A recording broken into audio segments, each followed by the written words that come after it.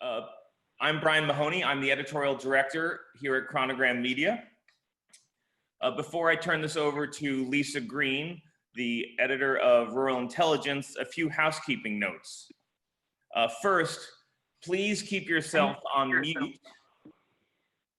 mute throughout the event. While I know it's tempting to want to jump in and blurt out a question or show everyone how your schnauzer can bark the Star-Spangled Banner, we encourage everyone to use the chat functionality and type any questions they may have into the chat window. We will be monitoring the chat window during the event and making sure that all of the best questions get asked to Dr. Horowitz. So make your best questions the ones you put into the chat window. 2, this is a Zoom conference line. As you undoubtedly know, the platform of Zoom has had some problems with security and Zoom bombers. We've developed a 2-pronged strategy to deal with this. 1, if we do get Zoom bombed, Lisa Green is going to lead us in an a cappella version of Who Let the Dogs Out until the Zoom bombers just recede. 2, let's assume this is not a secure line. I advise you not to type your social security number, bank account information, or trade secrets into the chat window. Again, the chat window is good for posting any comments you wish to share, any resources, any links to your dog's Instagram account, that type of thing. One last thing. This Zoom call is being recorded. If you are in the witness protection program, have unpaid gambling debts, or have recently faked your own death, now is the time to get off the call. A recording of this meeting, along with a synopsis of the conversation, will be posted on Rural Intelligence next week. Again, I ask us all to remain muted throughout the call so Lisa Green and Professor Horowitz can have a fruitful conversation. With that, I turn this over to Rural Intelligence's editor, Lisa Green. Hi, everybody. So this is what it's like working with Brian. It's always fun. I'm Lisa Green. I'm editor of Rural Intelligence, and I'm thrilled to welcome you to our very first virtual event, Rural We Live. We've got an astounding number of people on the call. I mean, I don't know exactly, but I do know that we had over 200 people register. That's pretty amazing. I think it shows that there's a lot of love for dogs, and I'm hoping that it also shows that there's love for rural intelligence, because before we get to the main event, I have to tell you that we are offering these events as part of our fall reader support campaign, which begins today. Rural Intelligence is a free site, but it's not free to produce. And our goal is to make it a mostly reader supported site. So to do that, we need a sustainable level of ongoing recurring reader support. A monthly gift of $5 or $10 or $15 will go a long way to providing a stable base to sustain us and keep Rural Intelligence going. If you're new to Rural Intelligence and you're just here because you want to hear what Dr. Horowitz has to say, I welcome you. I would invite you to go to ruralintelligence.com, take a look around, sign up for our newsletter, and if you like it, maybe you'll become a paying reader. And one more thing, we're not NPR. However, we do have some gifts today for our supporting readers.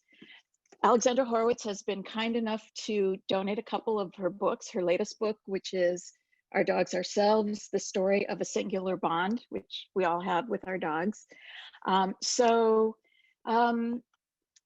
We will be able to send those out to the first couple people who become a recurring member.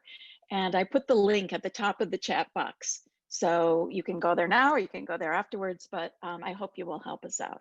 So, and on to the main event, I'd like to introduce Alexandra Horowitz, who's a professor of Barnard College, where she teaches seminars in canine cognition and heads the Dog Cognition Lab.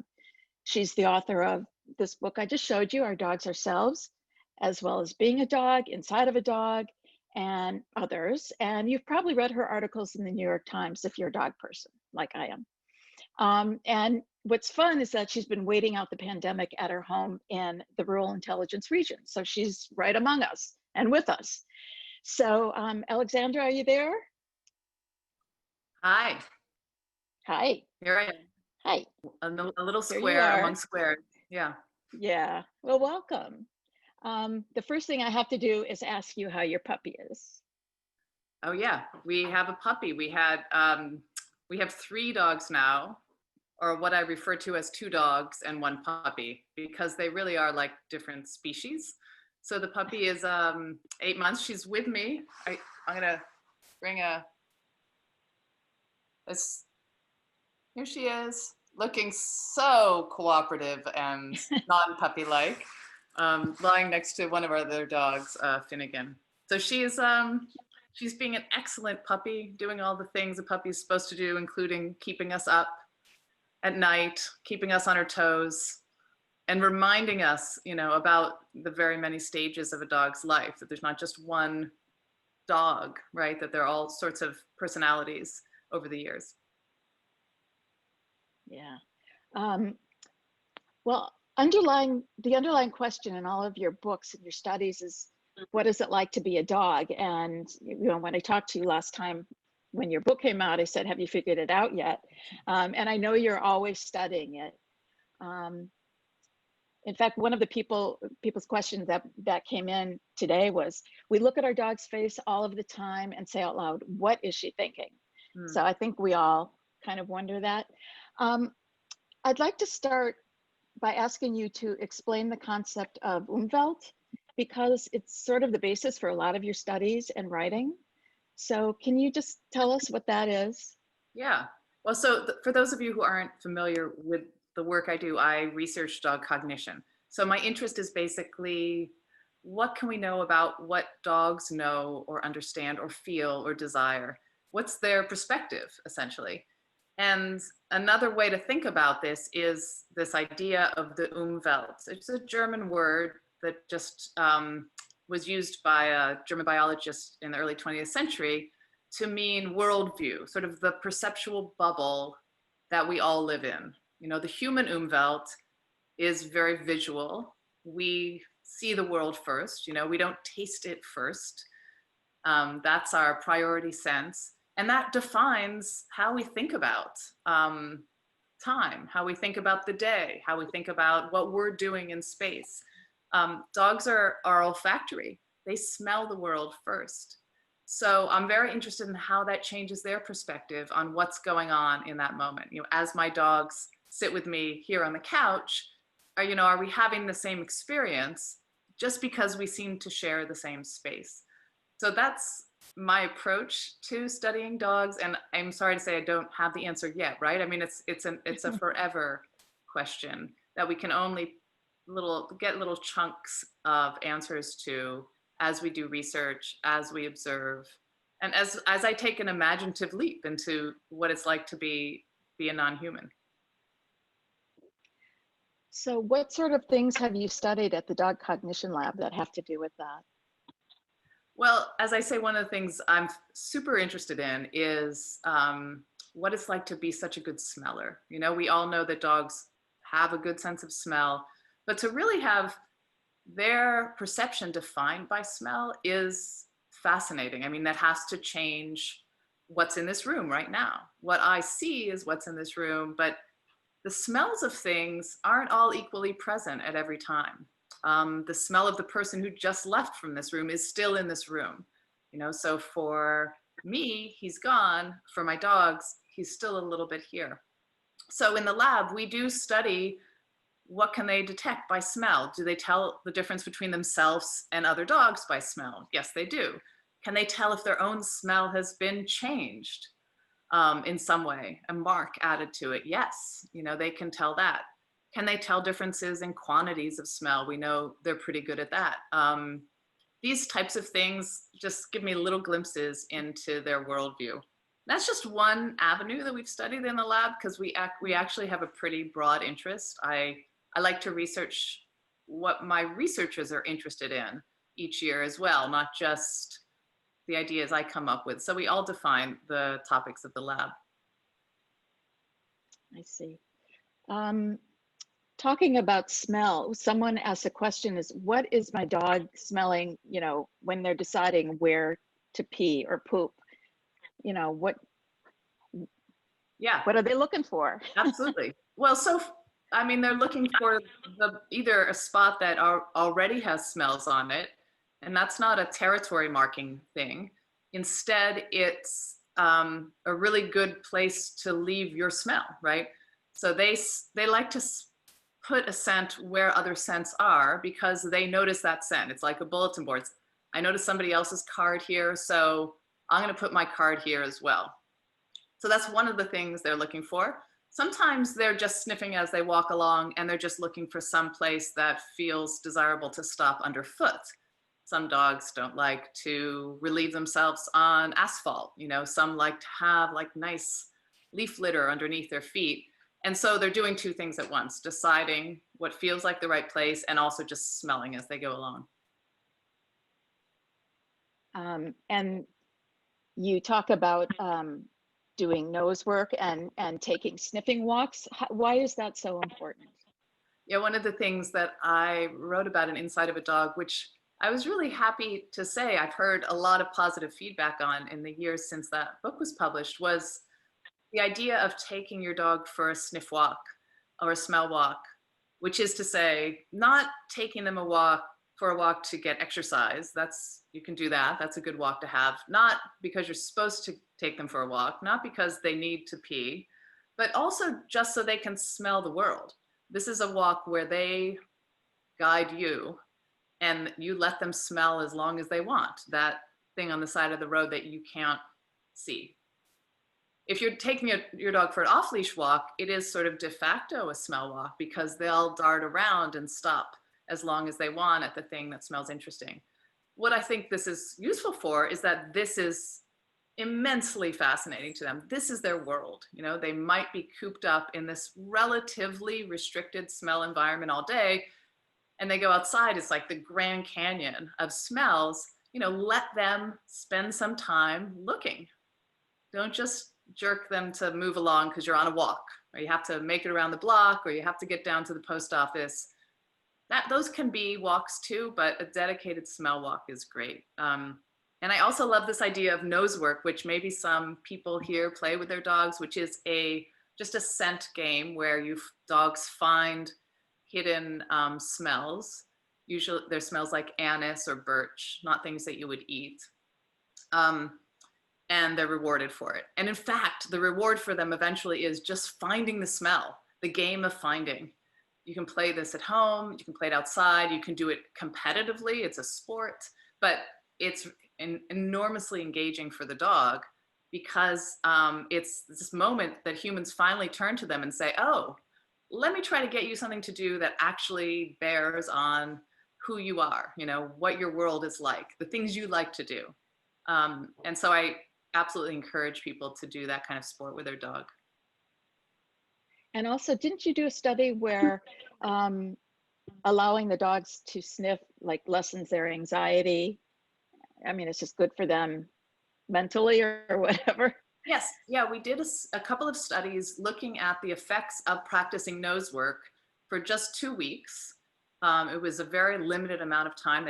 The people learned what the game was, the dogs learned what the game was, and then they practiced it, I think, 5 minutes a day, not a lot.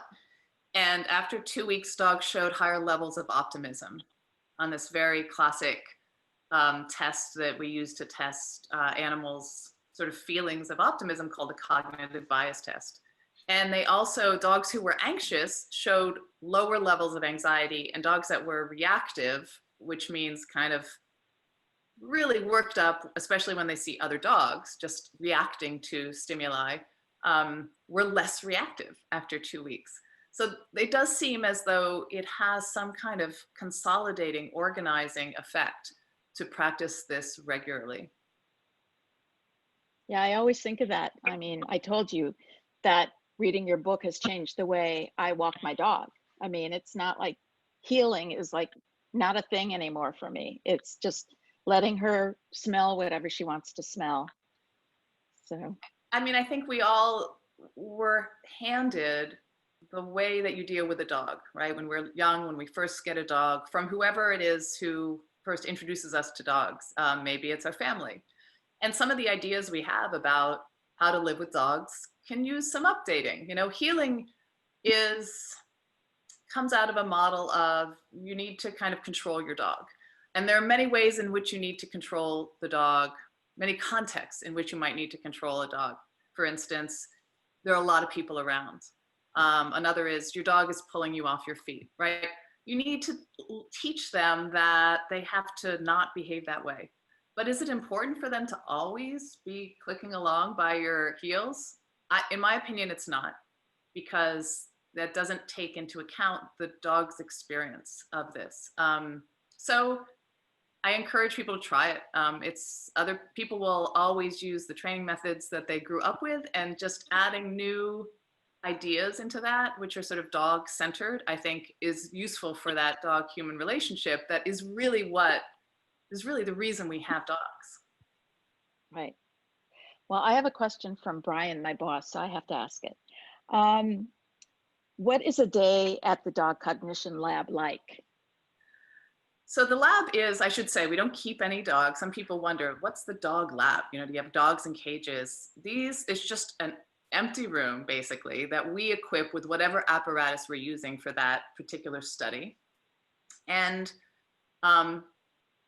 people come in with their dogs to participate for a half an hour or an hour in the study. So it depends on what part of developing and running the experiment we're in. If we're just concocting the experiment, it's 7 human beings sitting around thinking about what are we going to study, what is the methodology, etc. If we're actually running subjects, it's several hours of an experimenter or two in a lab with a very straightforward little puzzle that nonetheless will be totally new to the dog set up. And every half hour, every hour, we welcome a new dyad of a person and their dog into the lab. The person sits down, is usually a non-participant, but stays there so the dog doesn't feel anxious. And the experimenters basically are asking the dog questions. Which one do you want to choose of these 2 stimuli? Can you fit through that space? Things like that. At the end of each of those experimental trials, the dog gets to choose out a toy that they can take home, and we tell all the people that their dogs were brilliant because they were, and then they leave and we get the next subject. I love that. Instead of a sucker, they get a toy. Yes, and they kick it out, So which is actually the highlight of the day, is watching them nose through, and the dogs that pick 7 and the ones who just take 1, very politely. That's great. I love that. I should mention that I did put a link to the handout that your lab created about things you can do with your dog. I think you did it at the beginning of the quarantine. Yeah. But I think they're good for always. And so if people, go to the top of the chat and they can print it out, and you can do those games and activities with your dog. So it was just something my researchers put together right at the beginning of everyone's going into quarantine, because suddenly we were with our dog all the time, observing our dog all the time, especially a lot of people aren't usually around your dog full time, right? I am lucky enough that I am around my dogs a lot of the day, but and looking at the dog saying, what can we do, right? And just wanting a little bit larger vocabulary of games and ideas. And these are not all scientific. They're just things that have worked for each of our researchers and things we want to share. Mm-hmm. That's nice. We had put out a query to the registrants about this today, about what would you ask your dog, actually not you, but your dog, if our dogs could talk. And it was really heartwarming to see, because a lot of them were just, we want to do right by our dogs. And so, like one said, if I could ask my dog one question, it would be, have I given you a good life filled with everything that makes you happy? And so how can we how do we know if our dogs are getting the social, emotional, physical needs met? I mean, it's a terrific question, and it's going to vary by dogs. I think that a person who's asking that already is attending to their dog's social and emotional needs. I mean, there will be a certain level of mystery in what a dog needs, but the first step in trying to discover it is observing their behavior. You know, are they bored or disconsolate all day? Dogs don't need to sleep all day. That's an example of having nothing to do. So if you see them not doing anything all day, can you give them something to do? You know, do they take to it? Can you provide new things in their environment? Do they have enough stimulation of other dogs? It was hard for challenging for a little while during quarantine, or other people, because they're very social animals. Do they have that in their world? Do they have the opportunity for that every year? Do they also have time to have downtime? If you have a dog who's a sheepdog and they're working all day, do they have a time when they're not working? Most of us have dogs who don't have any work. Can you give them little bits of something to do through the day? I mean, you have to look at your dog's behavior. That's what any scientist will do. And I think the challenging thing for people who live with dogs is that we're used to almost not seeing them. It's a strange phenomenon. We know they're here, we see them, they're with us, but they're so familiar that we almost can't look at their behavior anew. And I ask people to look at their dog as though they were an alien who just appeared, you know, and is on your bed. What are they doing? What is that alien animal doing? How would you interpret that, as opposed to knowing already what they're doing? And that, just trying to take that step back and look at your dog's behavior is the way to try to understand if they're getting their emotional needs met. It's so hard to do that without anthropomorphizing, you know? I mean, that's the natural thing we do. We look at the world and give it human characteristics. We look at animals, and especially domestic animals, who are in our houses with us, and assume their experience is just like us, ours just writ smaller, writ furrier, you know? And we're not always wrong about those anthropomorphisms, but I think it's worth it to say, well, how do I know that? How could I tell? And in fact, a lot of the studies in our lab are trying to ask that kind of question. Could I tell if my dog is feeling guilt? I was interested in that. That's something like 80% of owners in a study in 2008 or so said. They said, yeah, my dog feels guilt. I'm like, wow, like how did you find that out? Because no dog has ever told me about that, and I'm really interested. In the lab, what we do is we try to design a study to suss out, you know, is there evidence for the feeling of guilt? And that's the type of approach I try to take at home with my dogs. But I also anthropomorphize. You know, if Finnegan picks up a really big stick and he's holding his giant stick that's way too large for his head, and he holds his head up really high, I think, oh, he looks really proud. And at the same time, I say, well, but do I know that? I'm not sure that I know that. I want to be open to the possibility that his experience is just not exactly what I assume. And that openness, for me, actually has really enriched my thinking and sharing with my dogs. So I hope it does for other people, but it's challenging, and it's a natural thing to anthropomorphize.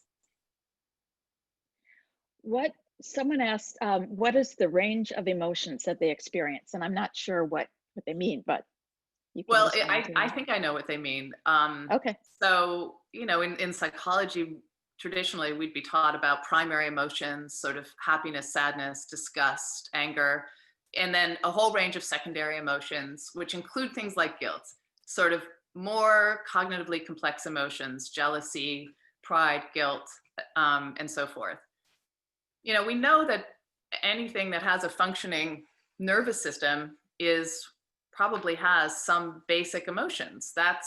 Dogs are sufficiently analogous to us that they do, and all things about their behavior confirm, right, this is happiness, this is sadness, this is anger. Absolutely, and those are adaptive emotions.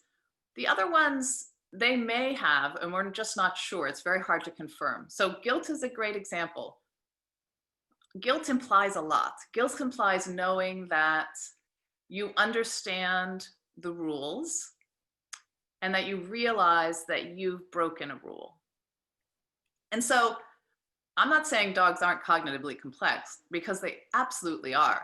But the rules we're usually talking about are human cultural rules, something that we all learn that takes us many years as developing humans to learn, and that we internalize. And then if some of us, if we violated that rule, we feel guilty about it. It's not obvious that dogs understand all our rules, and that therefore know when they've broken a rule. So things like guilt, things like jealousy, there are a lot of studies trying to get at what is the dog's experience, but I have to say scientifically, we don't know.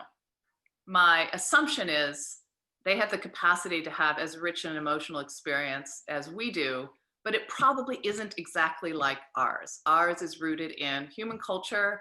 Ours is rooted in language.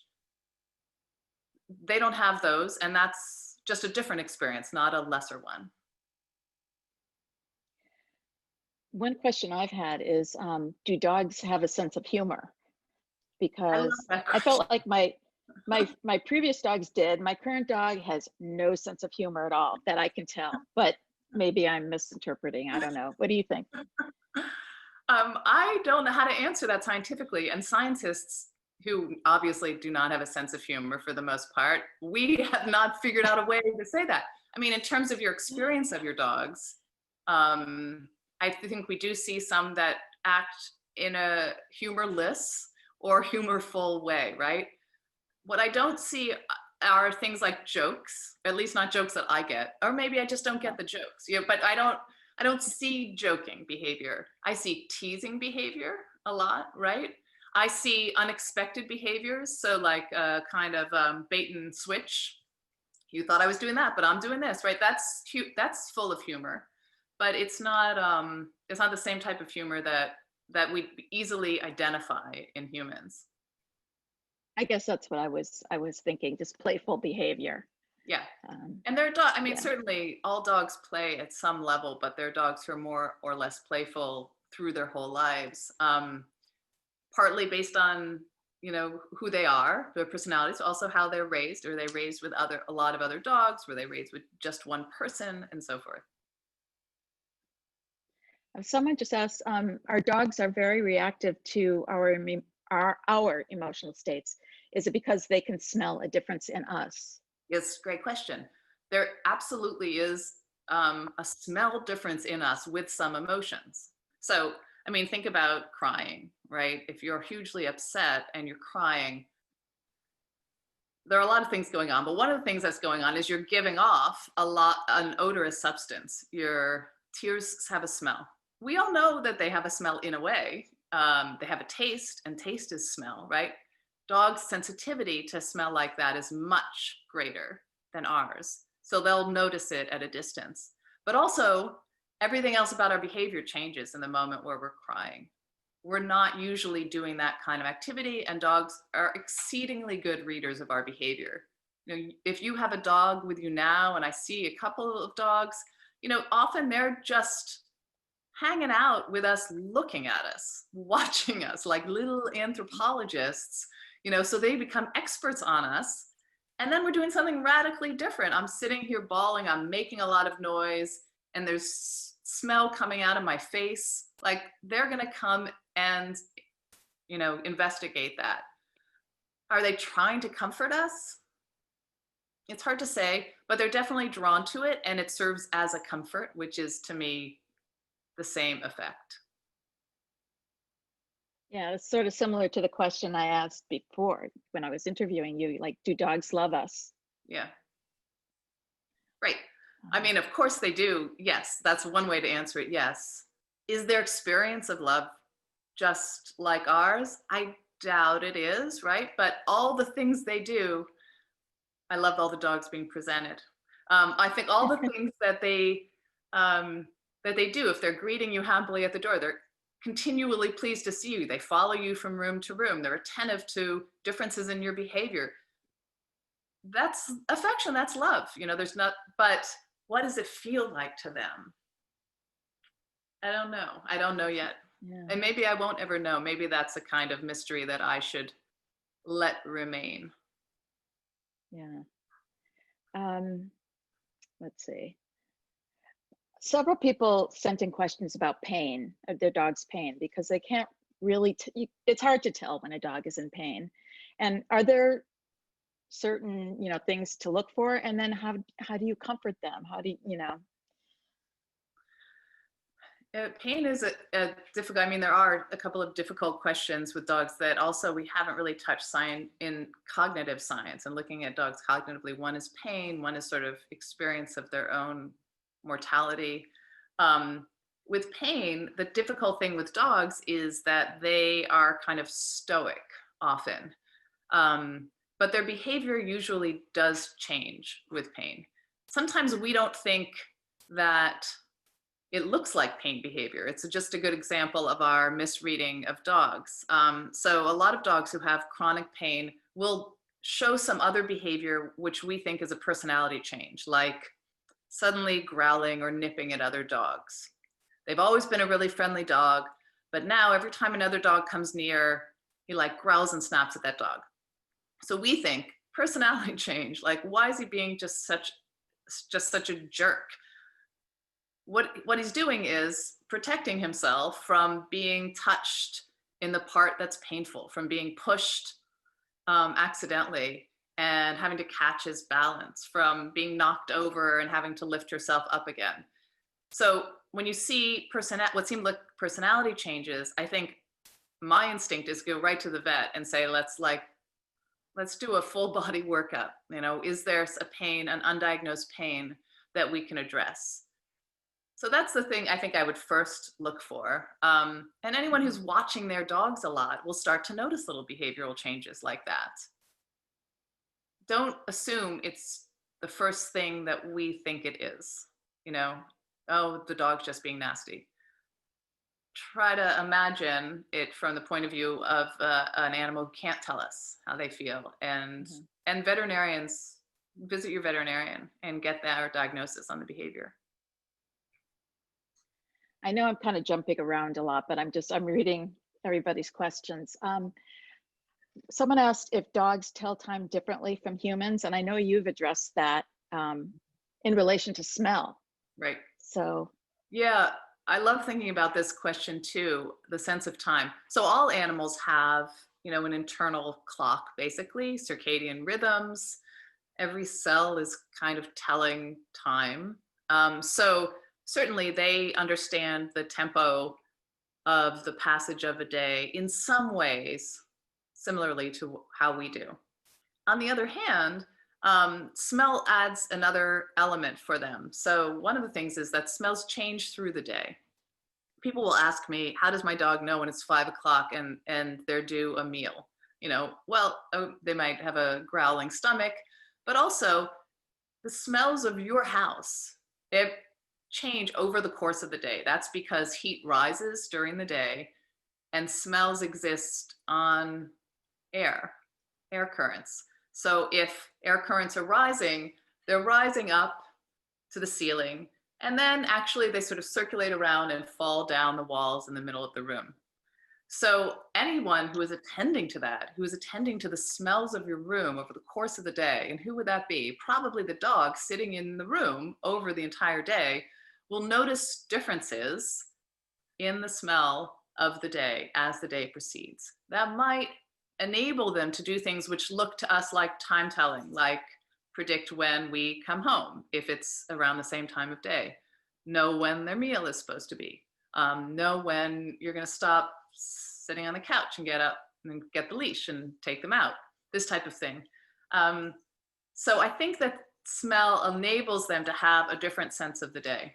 I also really love to think about the idea that smells themselves have time information in them. So when I walk with my dog and his nose is up and he's sniffing into a breeze that's coming our way, what I realize is he's actually smelling something that's up ahead of us, right? something that for me exists around the corner, behind that copse of trees, whatever it is, that I haven't actually encountered yet. It's our future on the walk. But for the dog, that's the present. So they're sort of sniffing a little bit of the future. And then when they put their noses on the ground and are sniffing the ground, what's that? That's the smells of things that have already passed by. You know, we leave our smell in our wake. We're sloughing skin cells all the time with our odor on them, and they fall on the ground, and we walk on, and a dog who follows us will know we've been there, hence tracking dogs. So they are smelling the ground, they're smelling a little bit of the past. So the notion of thinking in smell means, yeah, time is going to be rendered really differently, and the present moment is sort of larger than our present moment. Someone asked, I think it's related. Do dogs have a certain amount of ESP? For example, my dog knows when I'm going to take him for a ride. And when I have the idea pop into my head before I take any action. I don't know, does that have anything to do with smell or? I think sometimes when we say ESP, what we're saying is we just don't, I don't know exactly what it is, right? I think there are a lot of perceptual abilities that account for that. And even not perceptual, cognitive abilities. If your dog is watching you every day, they do know the steps that precede getting up and taking them for a walk. There are many steps that precede that. My dog knows the difference between my getting up to go to the refrigerator and my getting up and going to the door. Everything about my behavior is a little bit different to somebody who's really watching my behavior. So I think what you have is the dog has learned associations and is very attuned to what happens after you move this way, what happens after you move this way. And that's that extrasensory perception. It's just highly attuned perception. Are dogs comforted by having the same schedule every day? I only have anecdotal experience with this from what I've heard from, hundreds of owners and my own experience with my dogs is that some predictability is useful, right? But dogs, so absolutely having some kind of predictable schedule gives them some control over the day. I mean, think of our dogs. They have good lives. If you're on this Zoom meeting, you are thinking about your dog, right? You're not neglecting them. You're interested in their lives. So that's very positive. Apart from that, though, they don't have a lot of control in how the day goes. You get to feed them when you decide to feed them. You let them out the door, or you let them in the door when you decide to do that. Mm-hmm. You might send them to bed at a certain time. All the things of their day are a little bit not their choice. That's not horrible, but I think it's useful to know when these things are going to happen.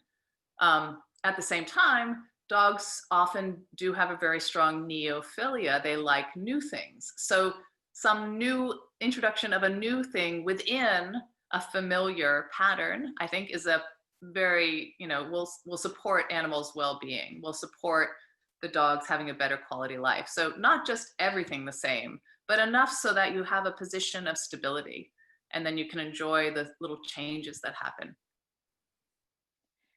I know that a concept that's being talked about a lot is the notions of enrichment and a dog's agency, which I think you were just sort of relating to. Can you talk about that a little bit? Yeah, I think this is a new way of thinking about dogs. I think in science, there's a whole field of applied animal welfare, and it actually came out of looking at making conditions more humane for farm animals or agricultural animals. But some of the methods that they use to try to figure out if a pig has, their best life until the moment that they're going to be slaughtered, those methods can be used with domestic dogs too, to see, if we allow them to have a choice, would they make the choice that we would make for them, or would they make some other choice? So that idea of welfare being brought into the home is a really nice one, I think. And agency is part of it. I mean, for many animals, and I think dogs among them, being able to affirmatively make a choice of something is part of welfare. So it doesn't even matter what the choice is sometimes. It's just are they allowed to make a choice versus having their world controlled for them? And let them be dogs. I mean, Just I'm a let great them. advocate of like letting a lot of dogness into the dog life. And what I mean by that is like they can roll in things, you know, not all things, not all the time, but I let them go through that mud puddle. Do they get a lot of baths? They do not get a lot of baths. Why they don't like baths? I'm okay with that. They want to smell like dogs. I'm okay with them smelling like dogs. That's sort of who they are. So I think there should be some room for their dogness, as I like to think about it, even though they have to live in a human environment. And maybe if they're in a city, when my dogs are in the city, they have to be polite to some degree. You know, I'm going to let them sniff other dogs. That's an important part of social dog life. That's, you know, unless that dog is very unhappy, that is impolite for us, but polite for them.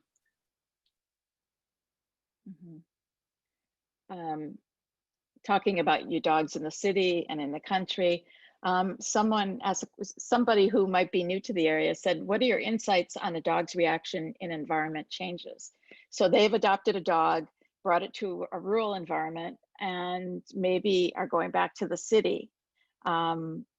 What suggestions do you have for dog owners who have to make this transition? And your puppy is going to have to do that too, right? Yeah, we've brought her down to the city a number of times, and that's because she was so young. We needed to socialize her to a world that she will be living in, which is one of a huge number of noises and smells and people and just things coming out at her all the time. Unlike this extremely Pacific environment around me right now, where we see nobody and the trees are the only noise outside. So I don't think dogs usually have, if they get accustomed to coming into both worlds, a city and a country world, a sort of overstimulated and with human noises and sounds, and one of natural noises and sounds, I don't think they have a problem going back and forth. If it's the first time a dog who's raised in Columbia County is being brought to New York City, that's going to be a surprise, and vice versa, right? And it's just because they learn to adapt to the world that's around them. So I would suggest, like with anything, baby steps. The city dog coming up to the country shouldn't just be let run off leash like they do in Central Park, because here they can't see the environment. They don't know what is happening yet. They don't understand these smells. It's very exciting and very stimulating, but they need to kind of be introduced gently. If you have a country dog and you're going into the city, it could be a shocker for them. They might not like garbage trucks backing up, right? So again, small exposures a little bit at once. And that's what we did with our puppy. She was still pretty young, and she was meeting nobody but our two other dogs, our cat and, you know, very rambunctious 10-year-old child. And I thought, this is not the world she's going to live in, so we have to start taking her into the city. And even though the city was relatively shut down at that time, it is hugely noisy. There's incredible stimulation. Walking down the block, someone slams the door, like a shutter is pulled down. People appear out of nowhere. You know, there's smells on the streets. There's garbage wafting everywhere. She was really surprised, but because she had early exposure to it, and it was, you know, a block and then 5 blocks and then meeting other dogs in the park and then going to the dog park, it was easy to make the transition over a series of weeks. We've had a couple people ask questions about sound and hearing. Someone said there's a dog on the other side of the gate and that they have never seen, and the bark sounds frightening, but they don't know what is the dog hearing? Does their dog think it's scary, or what do they learn from other barks? Well, there are a lot of types of barks. So usually a dog who's barking by themselves is doing one of two things: a kind of guarding bark, like an alert, like I hear noises around, somebody's driving by, there's a person, or an alone bark, like just I'm by myself. I'm by myself. And people are actually pretty good, even people who don't live with dogs are pretty good at, if you play these barks one after the other, telling the difference. So it kind of matters the kind of what bark it is. They're not all aggressive barks. They're play barks. So if that dog were playing with another dog, they might be barking, but it's in the context of a tool that you use in play. Just like for, us, shouting could be a lot of things. Is it a scream? Is it a shout of play or joy? Is it surprise, right? And so for dogs, I think they can interpret the other dog's comments, basically, what they're saying, and respond to it. If your dog isn't running away from this, I don't think it's fearsome. I don't think they're threatening. If they bark back, there might just be some attempt at communication that was in that first bark, trying to talk to other dogs. Maybe I'm alone and some other dog says, here I am. So there is communication via barks. Two dogs barking together aren't just making noise, right? They're talking to each other. And also concerning sound, a couple people have asked, what is happening when a dog hears thunder and it's afraid? I mean, what are they afraid of? Right. I think it's just a very large sound for them. There are two things. One, they're probably also not just hearing, but detecting other changes in the environment. There's some possibility that they have a little bit of electrosensitivity. And so that happening, with this, noticing the static charge in the air with just an omnipresent sound, is, I think, just overwhelming for some dogs. Often they have an association with it that it's followed by an unexpected storm. There also is, right before a thunderstorm, even if before you hear the thunder, some dogs react, right? Well, I'll hear about a lot of dogs who predict thunderstorms, just the way or predict an earthquake, but you suddenly see them hightailing it into the darkest, smallest room in the house or under the table, or shivering. And it's because they can detect probably some difference, some prediction of those storms. One of the ways I think that might happen is that barometric pressure changes before a thunderstorm. And when the pressure lowers, all the smells that are in the ground kind of can rise. So in fact, there are people who will say, oh, you'll step outside and they'll say, it smells like it's gonna rain, right? That's what's happened. They're smelling a pressure differential and they're predicting from experience that that leads to rain. And dogs too can smell that, and certainly smell it well before we do, and much more strongly than we do. And so if it then leads to this, omnipresent sound that they can't see or explain, that could lead to fright and shaking, and telling you ahead of time there's going to be a storm. We're going to have to wrap it up in a little bit, but I wanted to ask a couple more questions. How do you think the pandemic is going to affect our dogs or our relationship with dogs? Because it's affecting everything else. So there were so many people who adopted new dogs too, right? Which was, I think, a great testament to how we see dogs as being a proxy for the human companionship that maybe we weren't getting if we were quarantined and isolated from our friends or even our family. So I think we're seeing more, and there's more even research and interest in research about the companionship part of dogs, of what the actual physical changes are that appear in us when we're in the company of dogs. And having a better appreciation for that, I think, might lead to a better future for dogs, because we're more interested in their welfare, realizing how vital they are in our well-being as well. And as for all these dogs who were adopted, I think this is an interesting sea change. I hope that they get socialized if they were young dogs. I hope that people don't decide when they go back to work that they can't handle, having a dog all the time. The dog has separation anxiety. It's too much work when I have to work. I hope that doesn't happen, but it's possible that it could fundamentally shift the way we think about living with dogs. Maybe people will want to bring their dogs back with them to work. If you're going to work at an office, will more offices enable that if we've kind of affirmed as a culture that they're great for our well-being. And by the way, they also have needs themselves that we now see because we're around them all the time. That's a possibility. I'm hopeful that that's the case. I don't think dogs need to be in every setting with us, but I think they deserve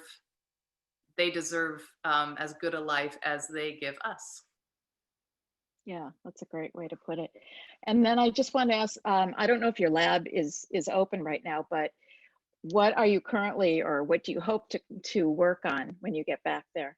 So we're going to be open remotely this year. At Barnard, we're not having any classes on campus, at least in the fall, and we're not having visitors to campus, and that includes, sadly, canine visitors. So we're going to do citizen science projects, and that's actually what we pivoted to in the spring, where we ask people to participate, basically collect the data for us, and we did the analysis of the data. So we've done projects like this before.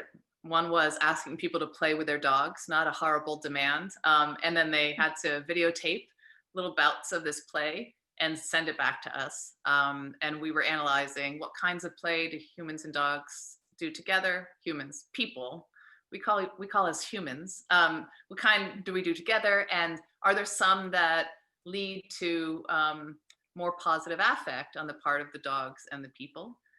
So we did that kind of study. And I think so it means people anywhere can participate. If you're never going to be in New York City, but you're interested in being one of these studies, you could sign up to hear about our next study. Our website's dogcognition.com. And we'll just send a mail. And if you can participate, if it's taking a video of some natural behavior, if it's setting up a little task, if you want to do it, that's great. It helps evolve our science. As to your question about what we're studying, I don't know yet, because I'm going to have a new group of researchers, and our first meeting is next week. And we'll figure out what viral video, that everybody's watching with dogs could actually be something which makes us brainstorm about a test we could do with dogs, So something like that might happen. Last year, we had a video of a dog with a really big stick trying to go through a really narrow gate. And it was something that had been viewed 50 million times or something. And the dog, just doesn't get through, and then finally figures it out. And we all loved it, but we thought, what is going on there? And we figured, it's actually about the dog's sense of their own size and where they fit. And also if they realize that their size has changed if they have a large object. And so we made a study to test dogs' sense of their own size, so we'll probably do something like that this year. That's cool. I love that video. I've seen it. So I think we need to wrap up, but I just want to thank you so much. We have more questions than we have time for. And keep writing, because I love your books. And people had more questions. I really recommend that they read your books, because you have so much to say. And thank you for contributing some books for our cause. And thanks for everybody for coming, and those dogs I got to see also in a couple of these frames. It's very sweet. Happy for your dogs that they Zoom with you. And donate to Rural Intelligence, and I'd love to send you a book. I'll sign a copy as well to those people who donate, if you're interested in reading a little bit about the science and participate in my studies too, if you'd love. I'd love if you did. Great, thank you so much. Sure. So I just wanted to go over the other, the upcoming Rural We Lives. On October 6th, we'll be talking with author Simon Winchester, who is author of The Professor and the Madman, among other amazing nonfiction books. We'll be talking about his upcoming book called Land, which examines the hunger for ownership of land throughout history. And then on October 15th, we'll have a conversation with Deborah Kay, who's the owner of Bear Creek Flower Farm, about how not to get frustrated with your garden efforts and a lot of things. She's a master gardener. So I just want to thank everyone and their dogs for participating and being here. Please consider supporting us with your recurring financial contribution. It would be really helpful. So I'm just going to say goodbye, and I'll see you next time. Bye.